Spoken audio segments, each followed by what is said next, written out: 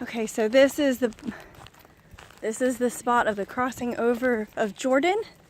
This is where it is. I'm supposed to give him the key. So part of the reason why I'm here, I know, and he just started talking and it just like flooded me, there's certain things that the Lord has given me to place, like as a prophetic act. Yes. And to give as like a gift. Yeah. And so his piece that I'm supposed to give him is a key. Oh. Is a key. Oh gosh! Oh, gross! I have to tell you, it's mud. Ah! That was disgusting. Awesome. You're telling me this thing, right? Probably. That's cool. A little mud never hurt anybody. I got holy mud on my shoes.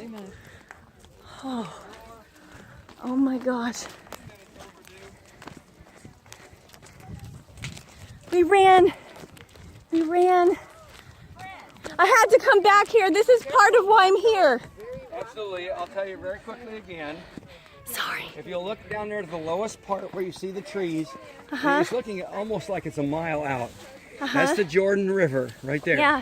That's where Jesus was baptized. Oh, wow. That's the place where, when the children of Israel wandered, they wandered down the desert way to our right. They crossed, came up on the mountains of Moab, and they came across here. Yeah. When they took the promised land. And Jericho was their first city, which is about a mile that way. So they crossed down here.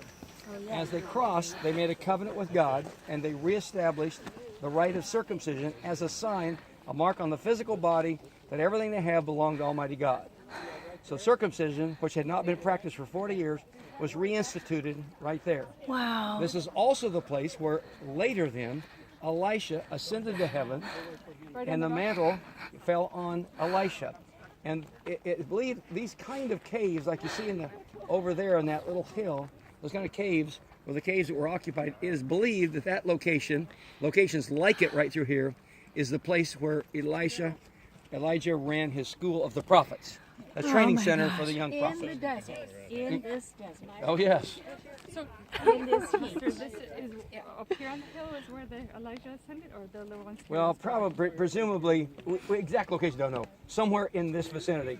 I picture it in a lower area, but frankly, I don't know. And then where Jesus was baptized was right in here as well? Well, no, it's down. See, you look about a mile away, and see those row of trees.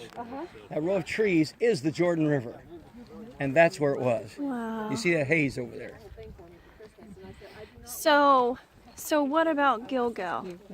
Is this considered Gilgal? Yes, Gilgal is the second. Let's see. Gilgal actually housed the ark, the altar, and the covenant, the altar for a short season here. It had kind of 5 stops, and Gilgal is one of those. Unfortunately, though, if it's confusing, the word Gilgal, I mean circle. It actually means circle of stones.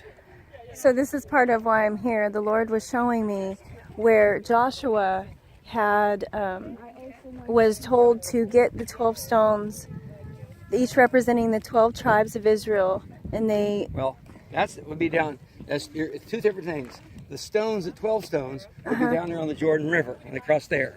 But the Gilgal, which means the circle of stones. Remember the sermon I preached on that recently? Yeah. That's in the shape of a footprint of the left foot, and represents the foot or the mark of God upon the earth. And there are at least 6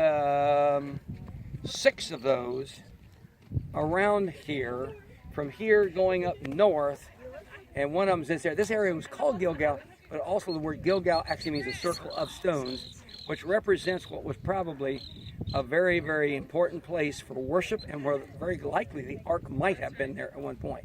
Wow. We need to talk later. Yeah. Seriously. I have got to know more about this. Oh, I want to do that. Can you guys take a picture of me? Oh, there we go. Okay, now I got it. That's cool. Wow. Very good. And then just like point.